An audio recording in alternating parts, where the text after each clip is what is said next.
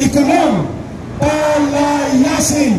Nandito na rin ang Muslim women para po sa kapayapaan sa Mindanao. Sumasama na rin at pakinggan na natin ang pakikipagkaisang mensahe ni dating congressman na hindi mahilig sa flood control project. Hindi po siya nagpatupad ng flood control. At siya ay pinagkatiwalaan ni dating Pangulong Duterte bilang Political Affairs Secretary. Dating congressman from Negros, si Congressman Jing Paras. Wala itong flood control, kaya boiled egg lang tayo. Maraming salamat ka Eric.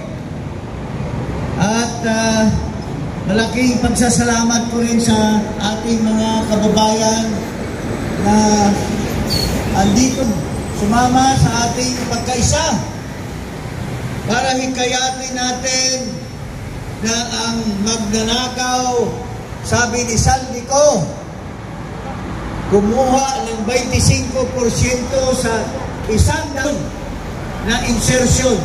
Walang iba kundi ang bangag na Pangulo Marcos Jr. Mga kababayan, alam niyo po, hirap na ang ating taong bayan ngayon. Sa 3 taon na namumuno si Marcos, wala tayong nakita na magandang kinabukasan sa ating mga pamilya. Pati sibuyas umabot ng 700 ang 1 kilo. Ang bigas na kanyang pinromesa na maging 20 pesos hanggang ngayon nasa 50, 60, 70 pa rin. Pero ang pinakamatindi na ginawa niya, itong binulgar ni Saldico na kumuha siya ng porsyento sa salapi na pinagpawisan ng bawat Pilipino magbayad ng buwis, mga kababayan. Pero mo, trilyon na ang nalustay sa kurakot sa gobyerno ni Marcos na siya po ang namumuno sa pagkurakot ng pera. Alam nyo, si Marcos Jr., siya po ang mastermind ng corruption. Bakit po natin nasabi yan, mga kababayan? Tuwing taon, mayroon tayong tinatawag na General Appropriations Act. Ito yung budget ng ating pamahalaan, ng ating gobyerno, ng ating bansa. Pero anong ginawa ni Marcos? Magmula noong 2023,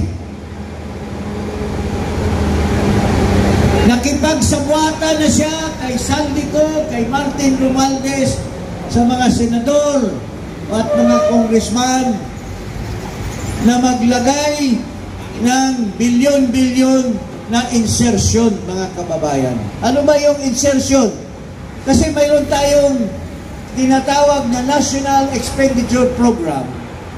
Ito po ang mga hinanda na mga budget ng bawat departamento. Tuwing taon, sinusumitian sa Kongreso. Mayroon niyang halaga na salapi na tinatawag na budget. Pero anong ginawa? Inutusan niya ang Kongreso na magmaniobra, pinagtatanggal ang mga budget sa Department of Health, sa Department of Education, sa Department of Agriculture, at saka mga ibang departamento na may kinalaman sa pagserbisyo sa taong bayan. Anong ginawa? Siniitan ng pondo ng flood control. Bilyon-bilyon bawat taon since 2023, tapos 2024 at 2025. Umabot po ng 1.2 trilyones ka pesos ang siningit para lamang sa flood control. Sa iba-ibang probinsya, iba-ibang distrito, nilatag nila ang flood control. Pero inimplementar sa papel lamang, binulsa ang pagkubra ng salapi at 20%, si 25% ang napunta kila Saldico, kila Romualdez, kila Escudero, kila Crispo, at lalo na kay Marcos, mga kababayan. Kung matino pa si Marcos at ang tiningtingan niya ang kabutihan ng taong bayan, hindi sana niya pinalusot yung budget kung sabi niya na nakakahiya kayo. Pero ang totoo, siya dapat ang mahiya kasi siya pala ngayon sa sinasabi ni Saldico, siya pala ang kumamada sa lahat ng maniobra para magkapera si Marcos Jr., mga kaibigan. So, mga kababayan, ako po ay nananawagan sa ating mga mabuting mga pulisman, mabuting miyembro ng Armed Forces na magsama-sama na po tayo. Kung sana narinig nyo ang video ni Saldico,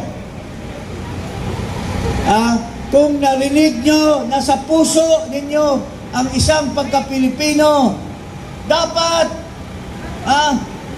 kukulo ang dugo nyo sa sinabi ni Saldico na si Marcos Jr. kumita ng 25% sa 100 bilyon ka pesos na in-insert sa budget. 25 billion pesos ang kinita ni Marcos, sabi ni Saldico, mga kababayan. Kaya, hindi ba tayo manawagan ngayon na nilustay ni Marcos ang pera natin, binulsa niya ang pera natin? Anong sasabihin natin kay Marcos? Sigaw tayo! Marcos resign! Marcos resign! Marcos resign!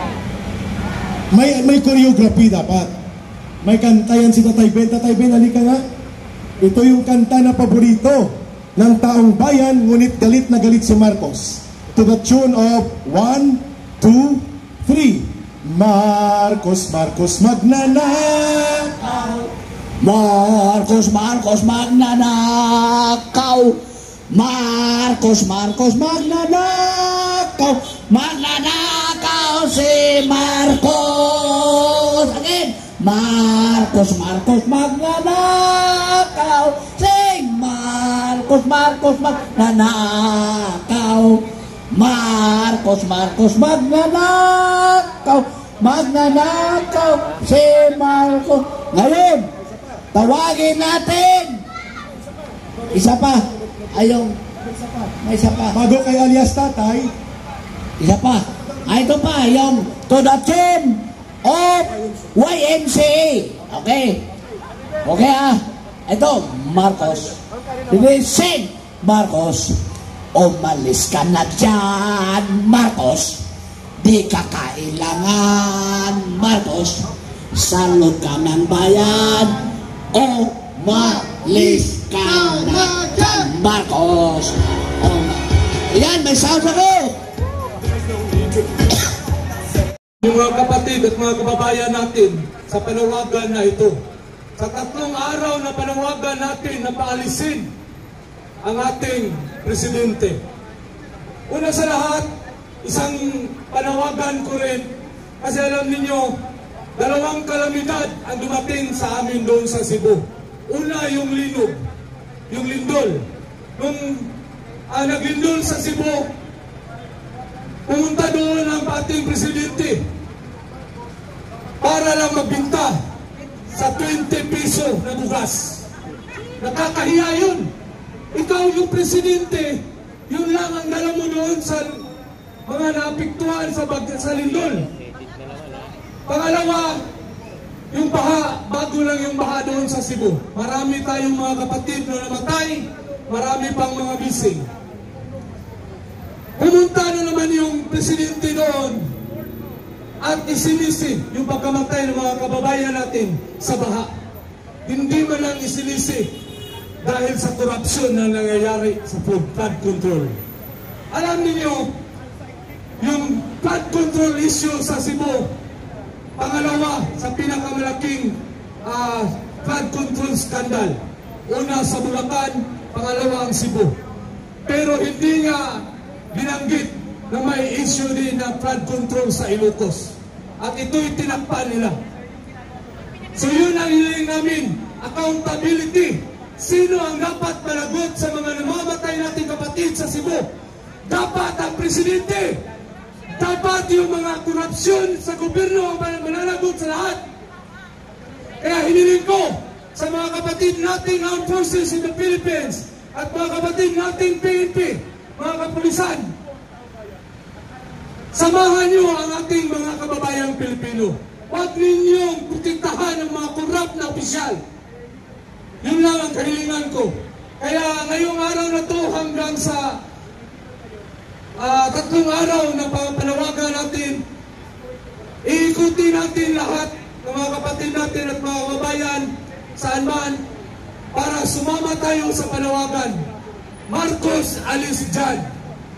Wala na, yun lang ang solusyon. Yun lang ang nakikita nating paraan para mabigyan naman ang kaginawaan ng buong Pilipinas.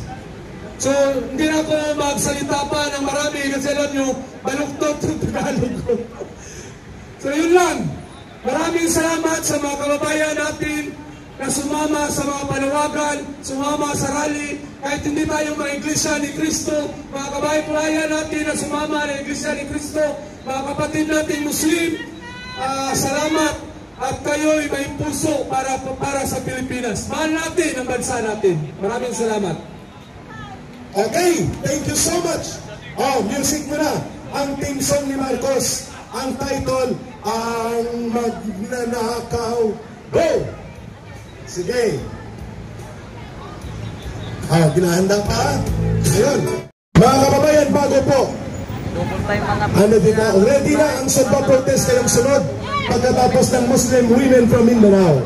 Mga kababayan, i-request po ang lahat na tumayo at isigaw natin ang panawagang ito. Sundan nyo lang si Kay Erika. Ready, ready. Sundan nyo lang. Bayan, bayan, bayan ko. Di patapos ang laban mo. Gobyernong magnanakaw. Gobyernong magnanakaw. Labanan mo, itakwil mo. Laban mo, itakwil mo. Bayan, bayan, bayan ko. Bayan, bayan, bayan ko. Di patapos ang laban mo. Si Marcos na magnanakaw. Si Marcos na magnanakaw. Labanan mo, itakwil mo. Labanan mo, itakwil mo. Ayun! Mamaya ulitin natin yan habang papunta sa People Power Monument. Pakinggan natin ang boses ng matatapang na Muslim women from Mindanao. Sila na ang magpapakilala ng kanilang grupo. Ali kayo, ma'am, dito please, sa harap. Pinapakilala ko ang President ng Mothers Umahat ng Maynila. Allahu Akbar! Takbir! Allahu Akbar! Allahu Akbar! God is great! God is great! God is great! God is great! Okay, ikukwento po niya ang konting slide sa karanasan niya tungkol sa massacre, Malisbong massacre, na ang akala namin, pinili namin si BBM Jr. dahil iba naman ang tatay sa anak. Pero nagkamali kami. Kami ngayon ay nanghihinayang. Nandito si Bay Suraida Uto. Magandang tanghali po. Kami po ay nananawagan upang bumaba na ang presidente na si Bongbong Marcos. Dahil po, ako po hanggang ngayon ay ramdam ko pa rin ang nangyari sa amin noong Malisbong Palimbang Masakar. noong 1974. Ako'y bata pa. Dahil at saka buwan ng Ramadan pa naman yun. Hindi nakakain ng mga magulang ko dahil sa biglang pagbagsak ng kanyon mula sa Naval. Noong panahon ni Ferdinand Marcos. Kami po ay mga maliliit pa noon. Tapos, nung binomba ang Malisbong, kami ay kumakain tapos naiwan ng mga magulang namin yung pagkain nila. Dahil buwan ng Ramadan yun, kumakain sila kasi nagpapasting sila. Tapos, naiwan namin yung pagkain kaya pumunta kami sa bundok. Ang sabi, nung pagdating namin sa Likuban, tinatawagan, pinapasundo yung mga lalaki kaya pinababa kay pag-attend daw ng meeting. Yung meeting na yun doon sa Moske ni Takbel Moske. Tapos hindi na pinalabas yung mga tao, doon na sila pinapatay. Pinatay na yung mga kapatid ng tatay ko, kasama doon, mga tiyuhin niya, mga pinsan ng tatay ko, nakasama doon sa namatay.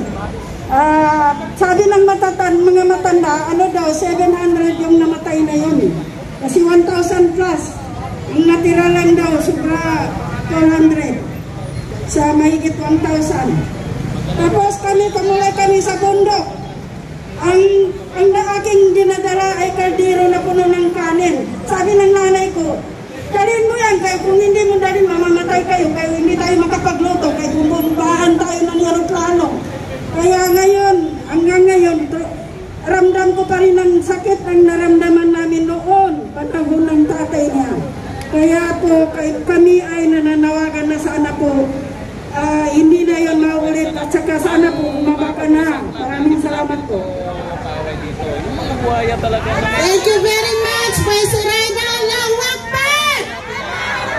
Allahu Akbar! Okay, mamulat na tayo sa katotohanan. Maraming salamat sa pagkikipagkaisa ng Muslim women from Mindanao. Ngayon, tawagin natin ang grupo ng Sumba Girls Protest Group at iba pang mga support group dito sa harap. Ipakita ang galing ng protesta gamit ang sayaw at indayog. Halina kayo. Ito ay mga miyembro din ng Balik Alindog Group. Okay, Gamir, habang hindi pa papatak ang ulan, dali, double time, Sumba Girls, mga nanay, dito sa harap. Ready sa music. Ito po ang kanilang forma ng protesta laban sa bulok at magnanakaw na gobyernong Marcos. Ready? Take it away, Sumba Girls from Quezon City. Ready, nanay? Para sa edukasyon, kalusugan, at para po sa mga ikabubuti ng agrikultura at pagunlad ng lipunan ay ninanakaw at ang masaklap, ang pasimunong magnanakaw at kriminal ay walang iba kundi si Marcos Jr. ang nagpapakilalang kunwaring inosente, yun pala mandarambong at pinuno ng mga durubo. Kaya ngayong araw na ito, maya-maya lang dadagsa na ang taong bayan dito papunta sa 3 araw na pakikipagkaisa ng pagtitipon sa luneta na pinangungunahan ng Kapatirang Iglesia ni Cristo. Kilala po natin ang panawagan ng Iglesia ni Cristo para sa kaayusan, matuwid at nararapat na matino at malinis na panggobyerno. At dahil tayo ay numirespeto sa Iglesia ni Cristo na hindi sila mananawagan doon direkta ng Marcos resign sa kanilang pagtitipon, kaya tayo nandito sa EDSA area sapagkat ito ay pagmamay-ari ng mamamayang Pilipino. Ang buhay na simbolo ng EDSA ay muling dumadagundong at pangalawang pagkakataon, isa na namang Marcos na magnanakaw at kontra sa mga Pilipino, isang Marcos na pinagbigyan ng sambayan ng Pilipino na sana ay mamuno ng tama. Ngayon, palalayasin na ng sambayan ng Pilipino. Sa pagsisimula ng ating mga paunang bahagi ng pananalita, tatawagin natin si former Undersecretary Yusek Ben Ranque para po manawagan ng mga pagkakaisa habang si Ka Eric will go live to call on the people. Join the conscience call of the nation right now. Remove Marcos from power by means of peaceful gathering. People power na mapayapa, pagkakaisang matatag at determinadong sama-samang pagkilos. Ngunit hindi tayo lalabag sa batas. Tayo ay within the framework of Constitution. Mapayapa at hindi marahas, ngunit determinado na ang panawagan, Marcos, resign now. The Filipino people no longer recognize you as President. Yusek Ben Ranque. Marcos, panahon na umalis ka sa pwesto mo bilang presidente ng bansa dahil wala kang bayad at puro pagnanakaw lang ang ginawa mo sa taong bayan, sa pira ng taong bayan. Siguro yun ang tinuro ng iyong ama. Siguro sa maliit ka pa, nakikita mo na ang ama mo na si Marcos Sr.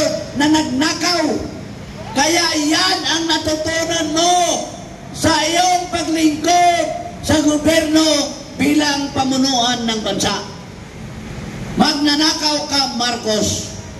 Wala kang hiyang tao. Puro ka lang budol.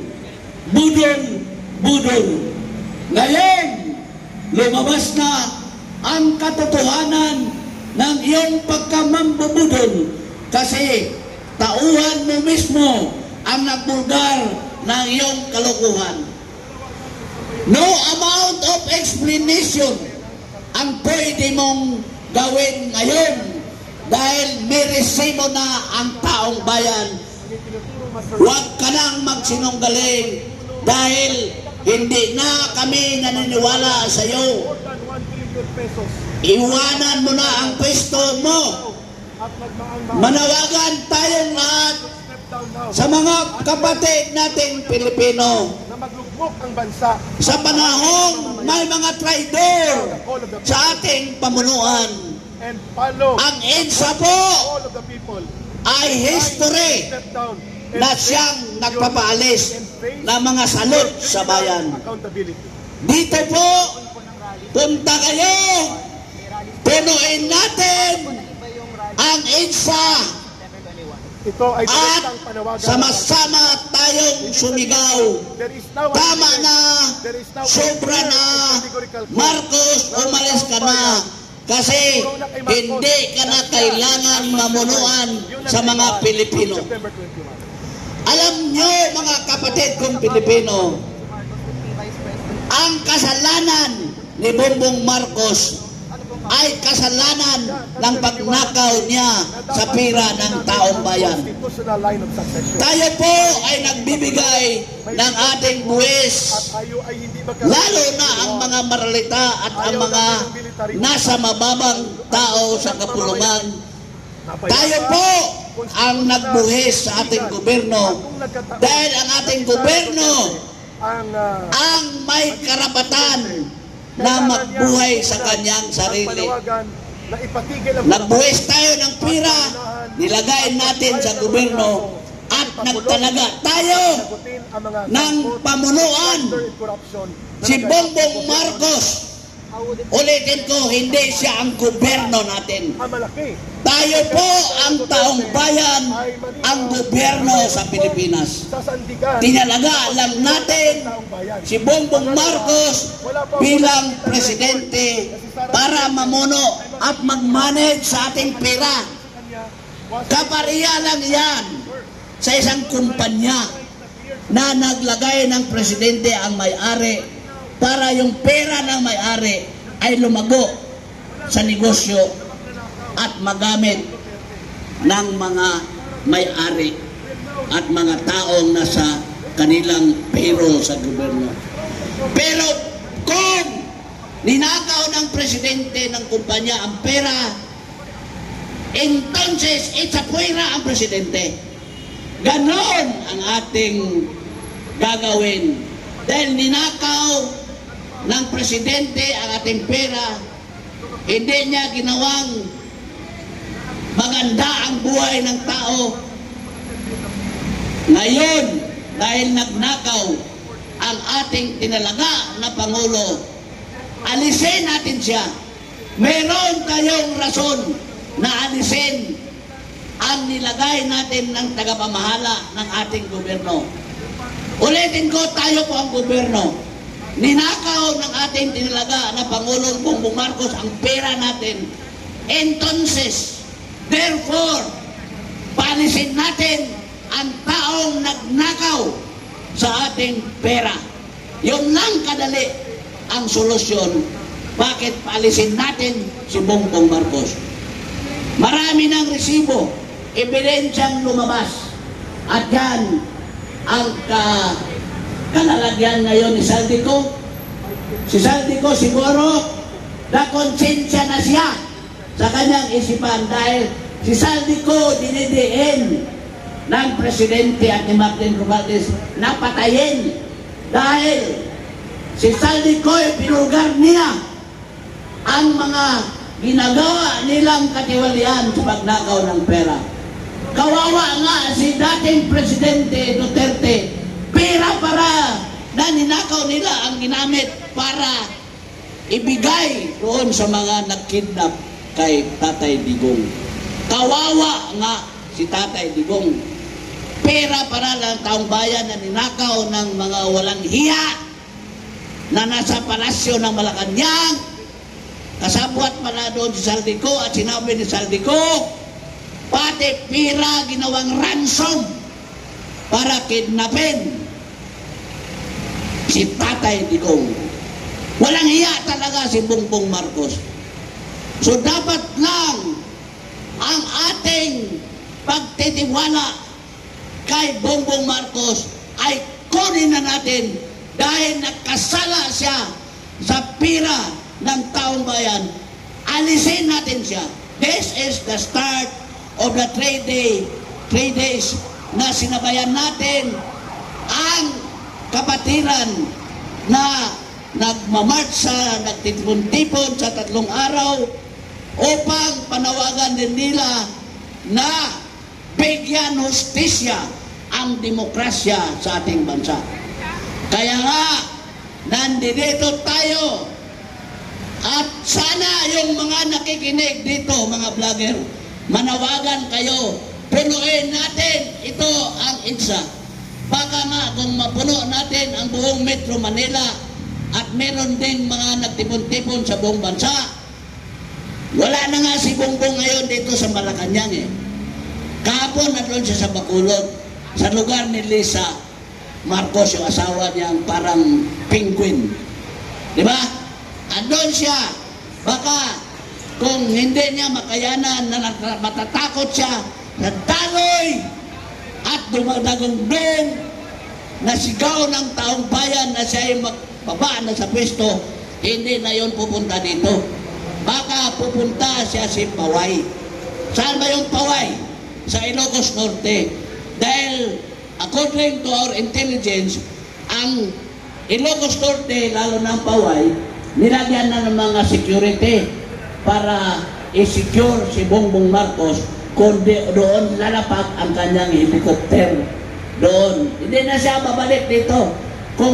Kasi nakikita niya, puno na ang Quirino, Luneta, lahat doon sa Manila, puno na ng mga taongan. Hindi ito rally lang ng Iglesia ni Cristo, hindi. Sana ang ating simbahang Katoliko, ang ating butihing mga obispo, ang CBCP, manawagan na din dito na punuin ang EDSA. Total, yung sigaw natin sa September 21 na kinundi na ang mga kurakot. Ngayon, klaro na kung sino ang kurakot. So ngayon, sasabihin ng mga simbahang Katoliko at sa mga faithful ng Katoliko na Marcos resign dahil ikaw pala ang kurakot, ikaw pala ang magnanakaw, dapat kang ikulong. Ngayon, ang ating bansa ay naghihikaos ng pera, cash. Bakit? Ang pera, ang cash na taong bayan, ninakaw nila ni Marcos at mga kasama nila. Tinago nila. So kung